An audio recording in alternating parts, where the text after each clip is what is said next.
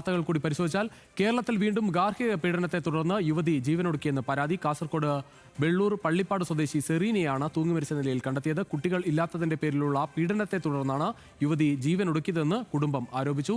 രതീഷ് വാസ്തവൻ ശരിയാണ് കൂടുതൽ വിവരങ്ങളുമായി. രതീഷ്, കുടുംബത്തിന്റെ പരാതി പോലീസിൽ നൽകിയിട്ടുണ്ട്. എന്താണ് മറ്റു വിശദാംശങ്ങൾ?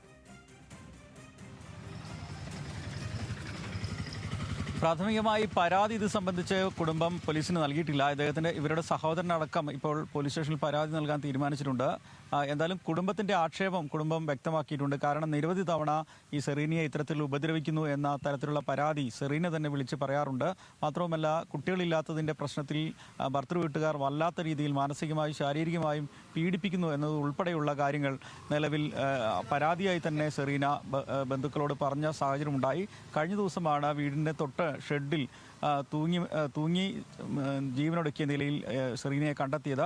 ഇപ്പോൾ മൃതദേഹം കാസർഗോഡ് ജനറൽ ആശുപത്രിയിലുണ്ട്. പോസ്റ്റ്മോർട്ടത്തിന് ശേഷം മറ്റ് കാര്യങ്ങൾ വിശദമാക്കാമെന്നാണ് പോലീസ് പറയുന്നത്. എന്തായാലും പരാതിയുടെ അടിസ്ഥാനത്തിൽ പോലീസ് മറ്റ് നടപടികളിലേക്ക് കടക്കും. ഇപ്പോൾ അസ്വാഭാവിക മരണത്തിന് കേസെടുത്തിട്ടുണ്ട്. ബന്ധുക്കളുടെ പരാതിയിൽ കൂടുതൽ കാര്യങ്ങൾ ആരോപണം ഉണ്ടെങ്കിൽ അത് സംബന്ധിച്ചും പരിശോധന നടത്തുമെന്നാണ് പോലീസ് ഇപ്പോൾ പറഞ്ഞിട്ടുള്ളത്. കഴിഞ്ഞ ഒരാഴ്ചയ്ക്കിടെ രണ്ടാമത്തെ ഭർതൃപീഡനം മൂലമുണ്ടാകുന്ന യുവതിയുടെ മരണമാണ്, ജീവനൊടുക്കലാണ് കാസർഗോഡ് ജില്ലയിൽ ഉണ്ടായത്.